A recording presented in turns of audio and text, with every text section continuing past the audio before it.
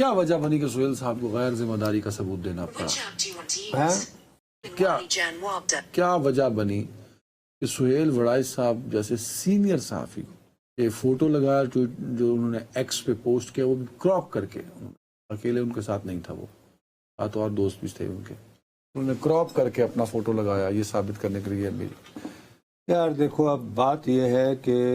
یہ اچھا نہیں لگتا، میں وہی بات میں کر رہا ہوں کہ بالکل جیسے میں تمہیں کہہ رہا ہوں، یہ بڑا اچھا لگتا ہے کہ یار میرا خیال ہے کہ انتہائی سنجیدگی کے ساتھ اپنی دوستی بھی پوری طرح ذہن میں رکھتے ہوئے، ٹھیک ہے سر، اس دن جس دن آپ نے یہ سوال اٹھایا تھا میں اس دن بھی اس میں بحث میں نہیں الجھنا چاہ رہا تھا، اور میں نے آپ کی خدمت میں عرض کیا تھا کہ کچھ وجوہات ہیں، یاد ہے؟ ٹھیک ہے، میں نے یہ کہا کہ یار چھوڑو کوئی اور موضوع ہے، کیوں کہ اس وقت جب آپ بار بار اس طرف آ رہے تھے، آپ کو آپ کی جوانی مچلتی ہے کہ کوئی نہ کوئی ذرا تھوڑا سا ہوتا ہے، ہم بھی جب آپ کی عمر کے تھے تو چین نہیں نصیب، اللہ بچائے ہینگنگ ان گریو سے، ٹھیک ہے، تو وہ پھر یہ ہوا کہ میرا اپنا خیال ہے کہ میں نے انتہائی سنجیدگی اور دیانتداری سے اپنے تمام تر صحافت کا جو ایکسپیرینس ہے اس کو بہت سوچ بچار کے ساتھ استعمال کرتے ہوئے کچھ وضاحتیں، کچھ خیالات کا اظہار، یہ جو سیریز تھی اس کے بارے میں کر دیا تھا، وہ آپ سنا ہے کہاں کیا تھا؟ تو مجھے اور سن لیتے کریں، فیلڈ مارشل سے پہلی ملاقات، یہ ٹائٹل پڑھتے ہی مجھے یہ کہ ٹھیک ہے وہ انٹرو سمجھ میں آتا ہے، جسٹیفائیڈ ہے کہ جی میں اس کی ٹرائی کر رہا تھا اور میں نے اس طرح یعنی اس طرح سے بڑے ترلے ملنوں سے میں نے یہ ملاقات حاصل کی۔ اب اس کے بعد ہونا چاہیے تھا کہ وہ یہ کہتے کہ جی انہوں نے مندرجہ ذیل باتیں کہی ہیں، وہ کلیئرٹی نہیں ہوئی ہے، یہی یہاں پہ رپورٹنگ اور کالم نگاری دیکھیں نا، یہ جو کورٹس میں جو باتیں ہیں وہ کہتے ہیں اپنے عزائم پر انہوں نے اسٹیج پر کھڑے ہو کر کہا، تو not talking to this correspondent ہوا نا، اس میں انہوں نے ذکر کیا تو یار انہوں نے اسٹیج پر کھڑے ہو کر کہا کہ خدا نے مجھے ملک کا، اسٹیج پر کھڑے ہو کر کہا، وہ جو برسز میں اسی طرح انہوں نے وہ شیطان کے کردار کے حوالے کا ہے، وہ بھی اسٹیج پر کھڑے ہو کر کہا، انٹرویو میں نہیں کہا، تو یہ تو وہ اسٹیج پر کہیں باتوں کی رپورٹنگ ہو گئی نا، ون آن ون انٹرویو تو آیا نہیں اس میں۔ جی یہ تو آپ نے ذکر کر دیا تھا، ون آن ون نہیں ہوا، کیا کہا نہیں ہوا، لیکن ان کالم میں ذکر تھا کہ 2 گھنٹے کچھ لفظ لکھا تھا انہوں نے، وہ انہوں نے وضاحت کی ہے کہ 2 گھنٹے نہیں بلکہ کچھ، ظاہر ہے کہ اس کے بعد تقریباً غالباً کو کھانا تھا یا وہ تقریب تھی، کوئی ظہور صاحب کا گھر تھا یا کوئی ظہور صاحب کا کوئی فیملی تھی، بہرحال وہاں پہ اسی وقت میں نے یہ کہا تھا کہ ون آن ون انٹرویو کا تو تذکرہ ہی کہیں نہیں، وہ جو پہلا کالم تھا، اس کے بعد کے جو کالم ہیں ان میں جو باتیں ہیں وہ در حقیقت سہیل وڑائچ صاحب کا تجزیہ ہے، جو انہوں نے برسلز میں بیٹھ کے یہ تقریر سن کے اور وہ جو ان کی ملاقات ہوئی گروپ کی صورت میں، یہ وہ ہے، اس میں وہ کہیں نہیں کہہ رہے ہیں کہ یہ انٹرویو ہے، یہ 2 صفحات، جو باقی جو 2 کالم انہوں نے کہا نا کہ طویل نشست ہوئی، اس کے بعد طویل نشست ہونا الگ بات ہے، لیکن غور سے پڑھے، اس میں یہی پرابلم ہمارے ہاں ہوتا ہے کہ دیکھو یہ جو پہلا کالم ہے اس میں آدھا کالم تو سہیل نے اس بات پر ہی صرف کر دیا کہ میں نے کس طرح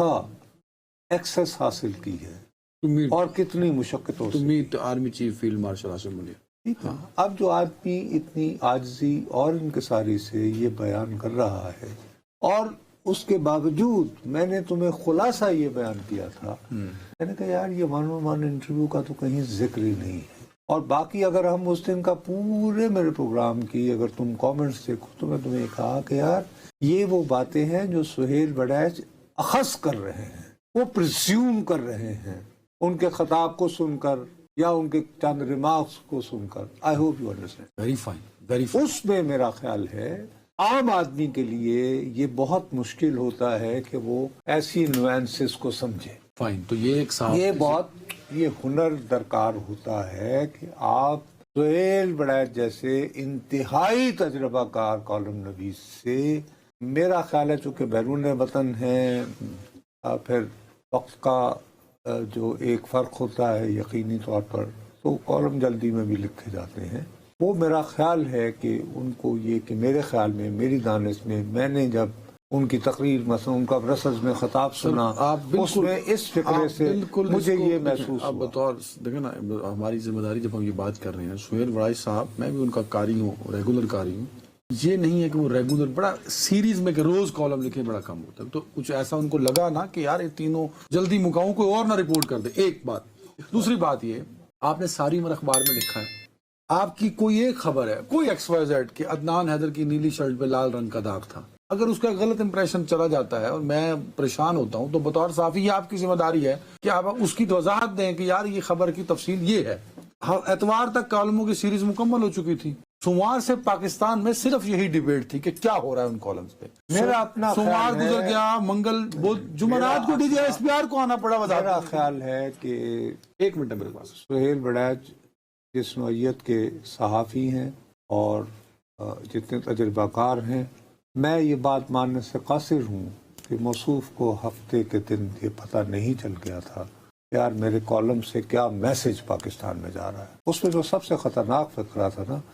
وہ یہ تھا کہ جی ذوالفقار علی بھٹو والا کہ ایک طرف تو یہ ہے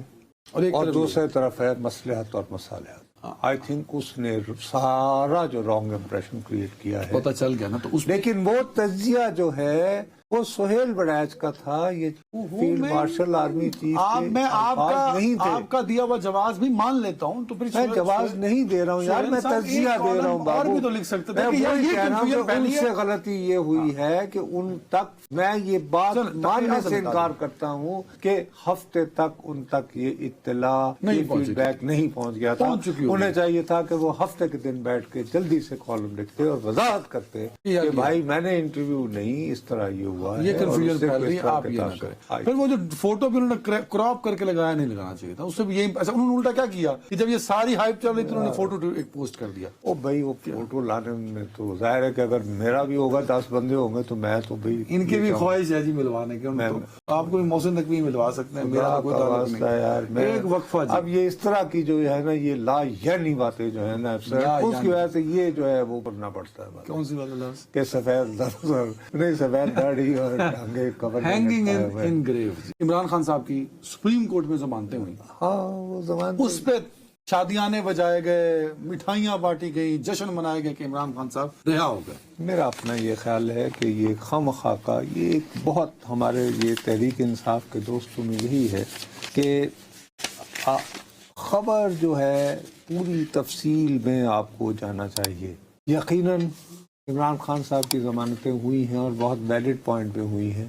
کہ سیدھا سادہ ایک سوال چیف جسٹس آف پاکستان نے پوچھا کہ کیا ان پہ فرد جرم عائد ہوئی ہے, جواب ملا نہیں, چلان ہی پیش نہیں ہوا. تو بھئی اگر ابھی تک آپ کے خلاف چلان ہی پیش نہیں ہوا, فرد جرم ہی عائد نہیں ہوا, تو دین وائی ناٹ بیل؟ اور اس سے وہ رہا بھی نہیں ہو رہے. اچھا رہا وہ اس لیے نہیں ہو رہے ابھی ATC میں اینٹی ٹیررزم کورٹ میں ان کے خلاف 7 دیگر مقدمات چل رہے ہیں. بالکل چل رہے ہیں. اس کے علاوہ یہ سب کچھ نہ بھی ہو تو القادر جیل سے اور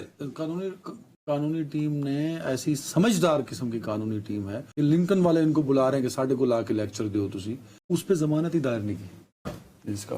ابھی تک یہ 7 ڈیٹ. جی اچھا اس کے بعد القادر ٹرسٹ میں ان کو سزا ہو چکی ہے, وہ جیل کاٹ رہے ہیں, جیل کاٹ رہے ہیں, اور توشہ خانہ میں بھی ان کی لیکن اب میں وہی عرض کر رہا ہوں کہ مسئلہ صرف 9 مئی کا مقدمے کا نہیں ہے, مختلف کیسز ہیں. اور اس ضمانت کا یہ بھی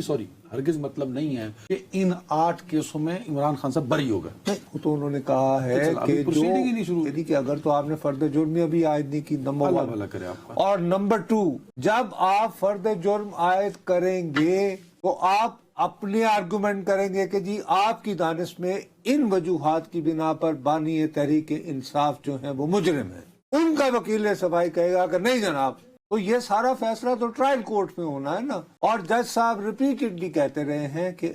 میں وہاں پہ جو ٹرائل کورٹ میں بحث ہونی ہے اس پر اپنے ریمارکس کے ذریعے پلیز مجھے ادھر نہ لے کر جائیں. اللہ بھلا کرے آپ کا. ٹھیک ہے, اس ٹائم ختم یہ ہو. آپ میں سے کسی کے انٹرسٹ یہ وہ ضمانتیں ہیں جو اے ٹی سی نے مسترد کی, لاہور ہائی کورٹ نے کی, تو ان کو یہاں انصاف ملا تو انہوں نے کہا جی انصاف کا بول بالا ہو. یہ امپریشن دیا کہ یہ کورٹ سدھی ہے ساڈے نال. اور کل کو کوئی اور فیصلہ ہوتا ہے تو یہ کم از کم تنقید کرنے جوگے نہیں ہوتے.